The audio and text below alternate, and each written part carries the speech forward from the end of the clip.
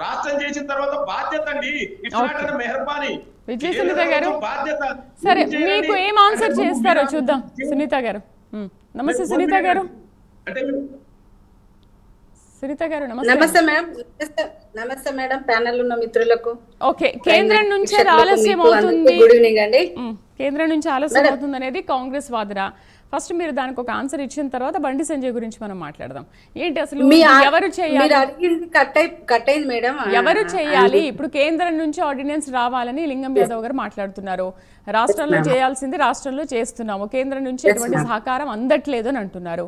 ఏంటి, ఎందుకు సహకారం అందించట్లేదు కేంద్రం నుంచి? ఓకే మ్యామ్, ఇప్పుడు లింగం యాదవ్ గారు అడిగింది క్వశ్చన్, కేంద్ర ప్రభుత్వం ఎందుకు చేయట్లేదు, బీజేపీ గవర్నమెంట్ ఎందుకు చేయట్లేదు, గవర్నర్ రాష్ట్రపతి ఎందుకు ఆపిండ్రు అని అడుగుతున్నారు. 2023లో ఎలక్షన్ అయినప్పుడు మీరు 6 గ్యారంటీలతో పాటు 42% రిజర్వేషన్ ఇస్తానని చెప్పింది మీరు, అది ఎవ్వరు కాదనట్లేదు. మీరు ఈ రిజర్వేషన్ ఇస్తానని చెప్పినాక కేంద్ర ప్రభుత్వంగా భారతీయ జనతా పార్టీ ఎక్కడైనా ఏమైనా జీవోలు మార్చిందా, రిజర్వేషన్లు మార్చిందా, లేకుంటే ఏమైనా తగ్గించిందా, ఏమైనా పెంచిందా, చట్టపరంగా మీకు బీసీ రిజర్వేషన్ మీద ఏమైనా ఆపిందా, దాని మీద కొత్త చట్టాలు ఏమైనా తెచ్చిందా? ఈ కేసు ఇంతకు ముందే రకరకాల కృష్ణమూర్తి కేసు కానీ, ఇంద్రాణి కేసు కానీ చాలా ఉన్నాయి, మనం రోజు దాని మీద చర్చ చేసుకుంటున్నాం. ఇవన్నీ కేసులు ఉన్నాయి, ఇవ్వడం సాధ్యం కావటం లేదు అనేది మరి ముఖ్యమంత్రి గారికి తెలియదా? తెలిసి డ్రామాలు ఆడుతున్నారా?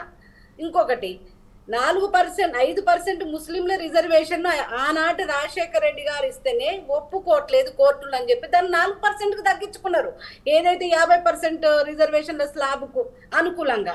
ఆ విషయం కూడా వారికి తెలుసు. ఇవన్నీ జీవోలు అన్ని రాష్ట్రాలలో జీవోలన్నీ పెండింగ్ లో ఉంటున్నాయని తెలుసు, కోర్టులు కొట్టేస్తున్నాయని తెలుసు. ఇప్పుడు ఈయన ముఖ్యమంత్రి వచ్చినాక ఈయన తెచ్చే చట్టానికి ఎవరైనా కొత్త చట్టాలు తెచ్చి నిన్ను ఆపినరా? ఈ చట్టాలన్నీ తెలిసి ఎందుకంటే మీరు బీసీలను దగా దగా దగా దగా నోరు తెరిస్తే అబద్ధాలు కాంగ్రెస్ పార్టీ దగా చేయడానికి రెడీ అయి చేస్తున్న పని ఇది. నువ్వు ఏదో రకంగా ఓట్లు దండుకొని నీ ప్రభుత్వం రావాలని దగా మాటలు చెప్పి అన్ని అబద్ధాల మాటలు తెచ్చి మీరు ప్రభుత్వంలోకి వచ్చింది, కానీ మీరు బీజేపీ మీద ఎందుకు నెట్టుతున్నారు? మీరు చెప్పిన అబద్ధాలకు దేశం మొత్తం సమర్థించాలంటారు. ఎక్కడైనా భారతీయ జనతా పార్టీ చట్టం తెచ్చిందా? తేలే కదా. సుప్రీంకోర్టు తీసుకొచ్చింది 50% స్లాబ్ దాటొద్దు అన్నది. ఇప్పుడు ఆయన అదే చెప్తుండ్రు కదా, ఏమని చెప్తున్నారు? మేము డెడికేషన్ కమిషన్ వేసినాము, మేము ఎంపీరియల్ డేటా తెచ్చినామంటే నీ ఎంపీరియల్ డేటా ఎక్కడుందండి? ఏ గ్రామంలో ఎంత ఏ పర్సెంటేజ్ ఉన్నదో ఈనాడు మీరు నిన్న ఇచ్చిన ఏదైతే నోటిఫికేషన్ లో కూడా కరెక్ట్ గా ఇవ్వలేకపోతున్నారు. మీరు ఒక ఊర్లో బీసీలే ఉండరు, బీసీ రిజర్వేషన్ అవుతుంది. ఒక మండలంలో బీసీ అంటారు, ఒక్క బీసీ గారు వరంగల్లో. మీకు ఎన్ని కంప్లైంట్లు మీకు వస్తలేవా మేడం? మీరు ఎక్కడ ఏది కరెక్ట్ గా ఫాలో అయ్యారో చెప్పండి. మీరు కరెక్ట్ గా ఎప్పుడు డెడికేషన్ కమిషన్ వేసారు? సగ్గం అయిపోయినాక వేసిండ్రు. అది మీ నాయకులే మీకు ఒప్పుకోని పరిస్థితి. మీ నాయకులే ఇది ఈ ప్రతుల మీద చింపి రోడ్డు మీద వేసి సస్పెండ్ అయిన పరిస్థితి ఉన్నది. ఆ తర్వాత మళ్ళీ రెండో దఫా అన్నారు. ఇంకా ఇప్పుడు మా ఏరియాలో అయితే ఇంతవరకు బీసీ రిజర్వేషన్ లెక్కలకు వచ్చిన వాళ్ళే లేరు మేడం. మా అపార్ట్మెంట్లో అయితే ఒక్కరు వచ్చి పలకరించలే. మేము కంప్లైంట్ ఇచ్చినా కూడా వచ్చి తీసుకోలే. దాదాపు 400 మంది ఉంటారు మా అపార్ట్మెంట్ లో. మరి ఇలాంటివి ఎన్నో ఉన్నాయి. మీరు అన్ని కరెక్ట్ గా చేసినామో మేము అని చెప్తున్నారు. ఎంతసేపు అవతల వాళ్ళ మీద నెట్టడమే. ఈ రోజు నిన్న ఇచ్చిన ఆయన నోటిఫికేషన్ ప్రకారం అంత చిత్తశుద్ధి ఉంటే మేడం ఇవాళ 23% అంతకుముందు గవర్నమెంట్ ఇస్తే ఇప్పుడు 17%కి వచ్చింది మేడం. ఆ లెక్కలు మీరు పేపర్లలో చూసే ఉంటారు. ఈ రోజు ఎస్సీలకు వచ్చేసి 15.82%, ఎస్టీలకు 25.33%. అంటే ఎస్టీలకు రిజర్వ్ అయినాయి 3201, ఎస్సీలకు రిజర్వ్ అయినాయి 2110. వాళ్ళకు 15% అంటే 16% దాదాపుగా. ఎస్టీలకు 3201, 25.33%. జనరల్లో 5244 సీట్లు కేటాయించారు, అంటే 41%.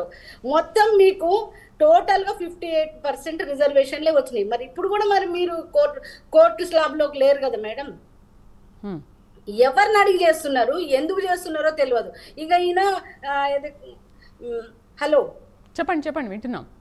ఇప్పుడు వీళ్ళు ఏం చెప్తారు, కామారెడ్డి డిక్లరేషన్ అని చెప్తున్నారు. ఎవరు ఆపుతున్నారు మేడం? ఇప్పుడు మీరు అంత చిత్తశుద్ధితోటి బీసీల కోసం ఉన్నట్టు అయితే, మీరు బీసీల కోసం పాటుపడుతున్నది కరెక్టే అయితే, అంత చిత్తశుద్ధి మీకుంటే మరి వాళ్ళకు టెండర్లలో భాగస్వామ్యం చేస్తానన్నారు. మరి ఎన్ని టెండర్లు ఇచ్చిండ్రు బీసీ సోదరులకు?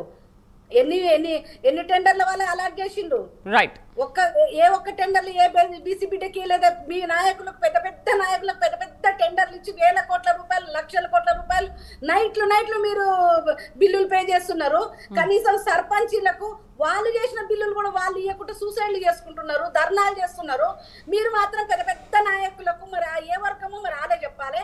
అలాంటి వాళ్ళకు వేల కోట్ల రూపాయలు మీరు ఇస్తున్నారు. రెండోది మేడం, సంవత్సరానికి 20,000 కోట్ల రూపాయలు బీసీ బిడ్డలకి ఇస్తామని చెప్పిండ్రు మీరు బడ్జెట్ లో. మరి 2 బడ్జెట్లు అయిపోయినాయి. మరి ఎన్ని వేల కోట్లు ఇచ్చిండ్రు? మొత్తం కలిపి కూడా 20,000 కోట్లు ఇవ్వలే కదా మేడం. ఈ 5 సంవత్సరాలలో 1,00,000 కోట్లు అన్నారు. మరి ఇప్పటికి 40,000 కోట్లు ఇవ్వాలి. అంత కలిపి 20 కోట్ల లోపు కూడా లేదు, 17,000 కోట్లు సంథింగ్ ఏదో ఉన్నది. మీరు చిత్తశుద్ధి ఏదో చూపిస్తున్నట్టు అందరి మీద ఎందుకు నెట్టుతున్నారు? మీరు పక్క పార్టీల మీద నెట్టొద్దు. బీజేపీ ఎక్కడ ఆపింది మేడం? అసెంబ్లీలో వీళ్ళు చర్చకు పెట్టిండ్రు. వాళ్ళకు సహకరించింది రాష్ట్ర పార్టీగా మేము వాళ్ళకి సహకరించినాం. కేంద్ర ప్రభుత్వంలో మీరు పెట్టింది ఎలా తీసుకుంటారు? Supreme court order madam. మా బీజేపీ తీసుకొచ్చింది కాదు, మా బీజేపీ ప్రభుత్వం తీసుకొచ్చిన చట్టం కాదు అది. మీరు తప్పించుకోవడానికి మీరు దగా చేసిన దాన్ని బయట పెట్టుకోకుండా బట్టగాల్సి అవతల ముఖం మీద వేసి మీరు బాగుండాలని చూస్తున్నారు. మీరు బీసీలకు ఇచ్చిన ఒక్క వాగ్దానమైనా మీరు నెరవేర్చిరా?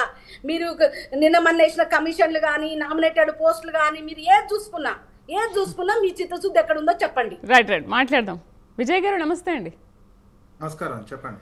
విజయ్ గారు, 42% బీసీ రిజర్వేషన్లకు చట్టబద్ధత కల్పించడంలో కాంగ్రెస్ వైఫల్యం చెందింది అనుకోవాలి. ఎందుకంటే ఎన్నికలకు ముందు రిజర్వేషన్లు ప్రకటించాక అంతా అయ్యాకే మేము ఎన్నికలకు వెళ్తామని చెప్పారు. ఎన్నికల హామీలప్పుడు మాత్రం మేనిఫెస్టోలు కూడా అదే చెప్పారు. మరి ఎందుకు ఈ